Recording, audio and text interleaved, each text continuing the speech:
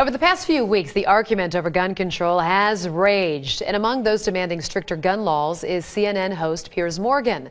There's one particular stat that Morgan has been citing for weeks. In our commitment to balanced news, Ben investigates the truth behind it in Reality Check.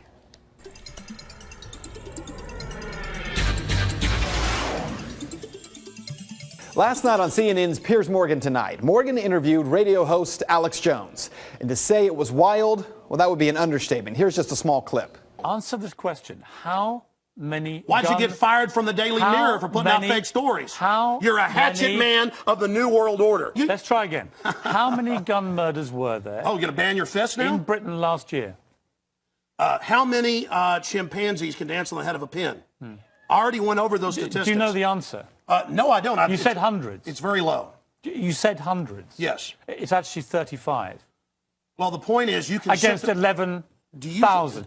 As I said, it was wild, and it got even more wild than that. But we wanted to take a look at some of that exchange because the stat that Piers Morgan was continuing to cite, one that Great Britain, which banned guns about 15 years ago, had only 35 gun-related murders in 2011 compared to the United States, which had 11,000. Let's start there, because that number is not correct. According to FBI crime stats for 2011, there were 12,664 homicides in the U.S. Of those, 8,583 were caused by firearms. But of those, 400 are listed as justifiable homicide by law enforcement, 260 justifiable homicide by private citizens. On the other hand, it is true that percentage-wise, Britain has a lower gun homicide rate. With a population of 62.6 million, Great Britain saw 59 gun-related homicides for 2011. Still not the 35 Piers Morgan keeps citing. But that shouldn't be surprising that the gun homicide rate in a country that bans guns would be lower than in a country where guns are not banned.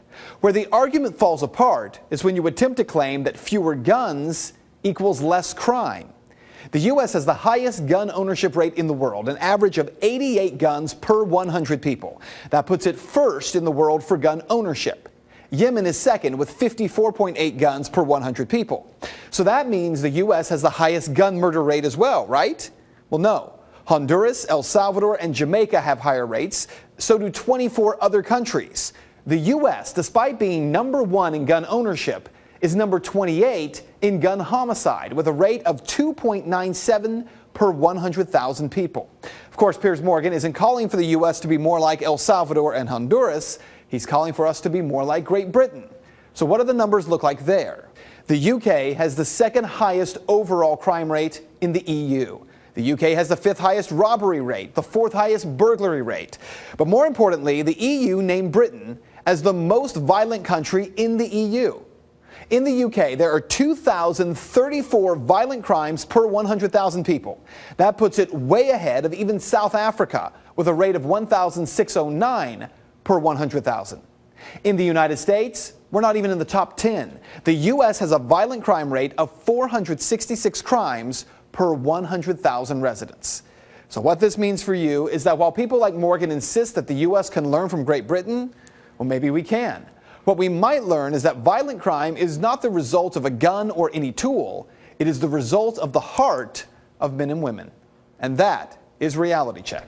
You can find the sources for the story posted on our website at fox19.com. If you'd like to make your voice heard in the story, head over to Ben's Facebook page. Find it by searching Ben Swan. And we are also putting a link to the full interview between Piers Morgan and Alex Jones. It's two parts. It's worth watching it. I was reading it last night. You need to watch it, though. You need to watch it. You have to watch it. Yeah.